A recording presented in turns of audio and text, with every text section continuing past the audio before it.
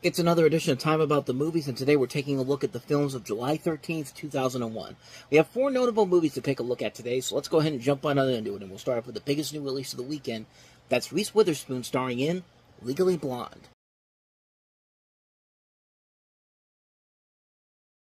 So Legally Blonde is the story of Elle Woods, played, of course, by Reese Witherspoon, who's a sorority girl who attempts to win back her ex-boyfriend by getting a Juris Doctor degree at Harvard Law School, and in the process, overcome stereotypes against blondes and triumph as a successful lawyer. This is based off of a novel of the same name, and the writer of this actually, had experiences going to Stanford Law School when being obsessed with fashion and beauty, reading Elle magazine, and frequently clashing with the personality of her peers. And she actually met with one of the producers and helped her develop the manuscript into a novel. And the book actually became a movie before I believe the book even came out, if I'm not mistaken. But this was the movie that kind of launched Reese Witherspoon as a superstar. Like, it really brought her into the stratosphere as a leading actress, and overall showing that, hey, she's got the capability to handle a movie like this. And while she definitely is one of the best things about the movie in general, I don't know. Maybe it's just because I'm a guy. I never got into the Legally Blonde movies, honestly. Like, I get into a lot of these type of films. Legally Blonde never really did it for me. Maybe because I saw it at an early age, and I actually went to see it in theaters because my sister wanted to see it when that came out. I just never really got into it myself. I mean, it's not a bad movie per se. It just really doesn't do anything that significant in terms of a story department. You can kind of predict everything that's going to happen. You can predict how it's going to end. And there's really not a whole lot of surprises overall in the final climax of the movie, but it's not, like I said, it's not a bad movie. It's just not my personal taste. I mean, I've liked movies like this that are similar, and I think the casting, really does carry the film overall for me to say that it's not a bad movie. It's just a passable film. I think it definitely does show Reese Witherspoon's potential as a leading actress, which it would later show in a couple of years when she'd be accepting the Oscar for Walk the Line. And you also got Luke Wilson, Selma Blair, Victor Garber from Alias, and Jennifer Coolidge from the American Pie movies. But this thing has had a legacy of its own. It spawned sequels, direct-to-video sequels. There was even talks of a third movie for the longest time that I guess is not happening right now, even though it's some say it's still in development. I think the last time I heard about it, Mindy Kaling was actually working on it, but that was a couple years ago, so I don't know what the status is on that one. But like I said, it's not a bad movie per se. It's just not my type of thing. And like I said, I usually like these type of movies. I just didn't find this one that amusing in general. I just thought it was just okay for what it was. I think more of it comes from the enjoyment factor comes from Reese Witherspoon, who does make this performance work. And some of the songs in the soundtrack are actually pretty good. The Hoku song at the beginning, "Perfect Day," is surprisingly catchy as all hell. I mean, that's a great song. But yeah, overall, a decent film. But I'm not the type. But it's not my thing, honestly. I've seen much better movies that are similar to this. Like I said, not a bad movie per se, just one that didn't quite live up to what I thought it was going to. So that's Legally Blonde for you. So let's go ahead and move on to our next movie, which is Frank Oz's The Score.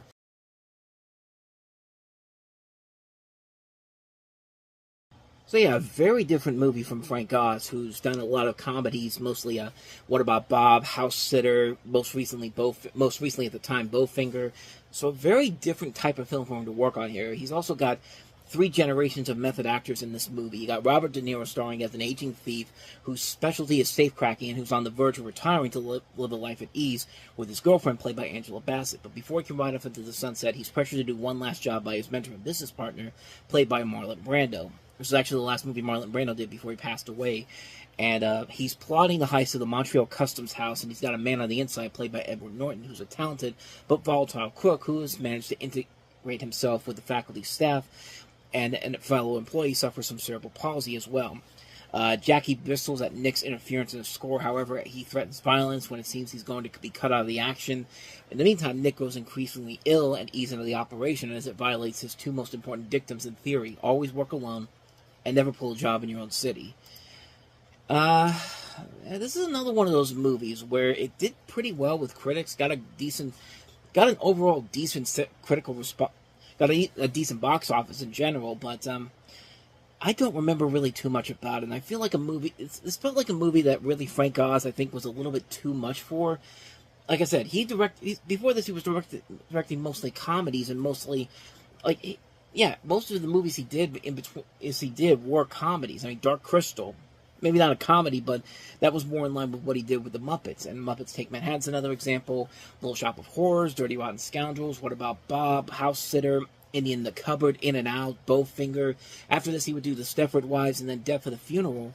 So this is a guy that has a lot of comedic credits to it, and now he's directing a dramatic movie, and I really do think that not really being adjusted to that kind of hurt him in the long run. In fact, Marlon Brando reportedly clashed with him on the set of this movie. But then again, Marlon Brando clashes with anybody on set. I mean, go back and look at the stories of The Island of Dr. Moreau. But I don't know. The movie is not bad per se. It's just not a movie that I think does anything that spectacular or new or anything uniquely different, like a movie like Ocean's 11, which is this is another heist movie that came out this year. That was, I guess, there was like a heist movie boost after maybe Entrapment. I guess, I don't know, but like Ocean's 11 really showed what you can do with a modern day heist movie and give it its own unique edge to it. But movies like this and movies like Swordfish, I don't think really did the trick in general. And again, I think it's just bad. I think it's just not a movie where Frank Oz really could fit the role for this as a director. I feel like he should have gotten somebody with a more dramatic background to really make this work on its own.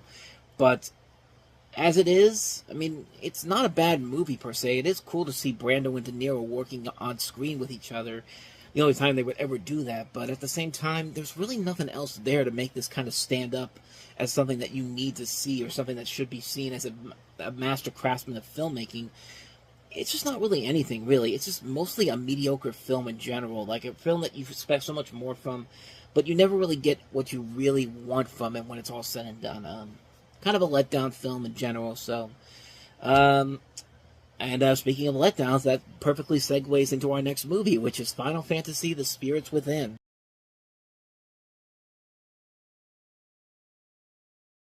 I mean, from that trailer alone, that was my first real introduction to Final Fantasy when I saw that trailer on some Sony videos back in the day, and I was just like, what is this? I mean, what is Final Fantasy? I kind of want to see what this movie was about in general, and so Final Fantasy: The Spirits Within is notable for a number of different things. One, it was the first photorealistic computer-animated feature film, and for the longest time, it was the most expensive video game-inspired movie of all time.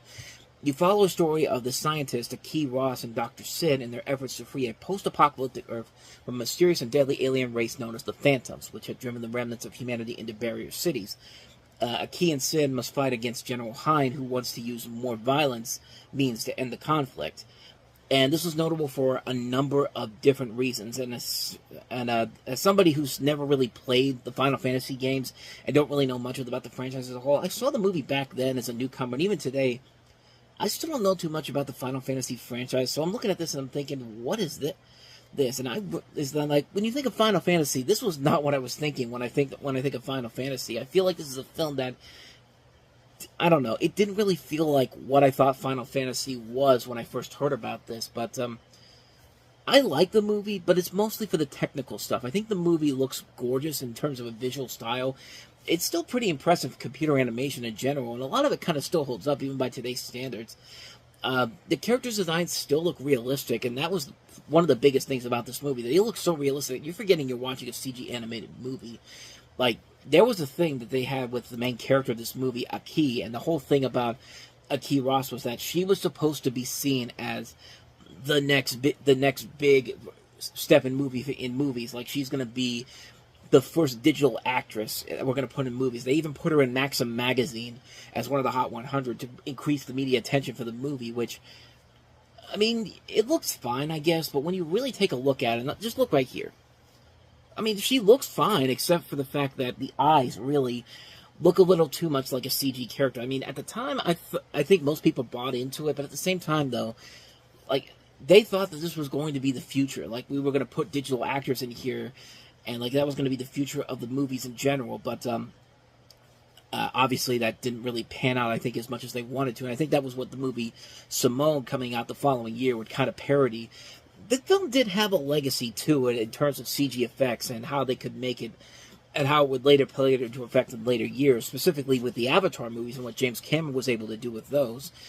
And kind of like with the Avatar movies, this movie really, like, it really doesn't have a good story to work with here. I think there are elements here where I think it does work. I like the voice cast they have here. You got Ming-Na from Mulan as a key, Alec Baldwin, Donald Sutherland, James Woods, Steve Buscemi, Perry Gilpin, Ving Rhames, and they work off each other very well. Like I said, the only real downside of the movie is the story. It is not an interesting story in the slightest. It's been there, done that. Very few surprises going into the movie, and when you see those twists and turns, it's just like it doesn't really surprise you whatsoever. It's not Argyle bad, where they consistently keep throwing twists on you all the time. It's nowhere near that bad, but it's not great either. It's just, you kind of expect more in terms of the story department, but I mean, it was a disappointment for some when it came out. It didn't really accomplish what I think they wanted to accomplish from it, but from a visual perspective, it still holds up after all these years. It's still a very solid film, but it really needed a much better story to make it spectacular. I think the animation and the CG work fine, and they make it worth a watch, especially if you're watching it on a Blu-ray, but it's a film that's okay for what it is, but it definitely was one of those ones where you feel like it could have been a whole lot better if the story had been much more clever and much more interesting in general here. And even if you're if you're a newcomer to this series, this is probably not the best way to come into it, but I mean, that's just how I got into it, but that's just my thoughts on Final Fantasy, The Spirits Within. So let's go ahead and move on to our last movie that we have here, and that is Maid.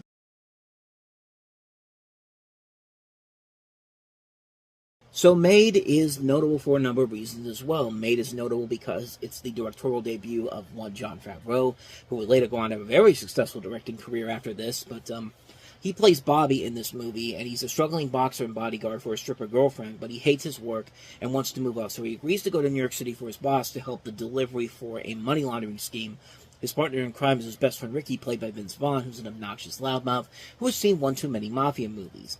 Bobby tries to keep it cool and get the job done, but Ricky's antics threaten to blow the entire situation up. And some people say that this is a sequel to Swingers because they were both in that movie, but it's been commonly misconceived as one. It's not a sequel to Swingers, nor is it really as good as Swingers. I think a film like Swingers really was something that was revolutionary for the time period. And this one is not as good. It feels like it's trying it doesn't really know what kind of a tone it wants to set. But that being said, though, it is still a very funny movie. There's still a lot of great funny elements to it. It has a great cast to work with.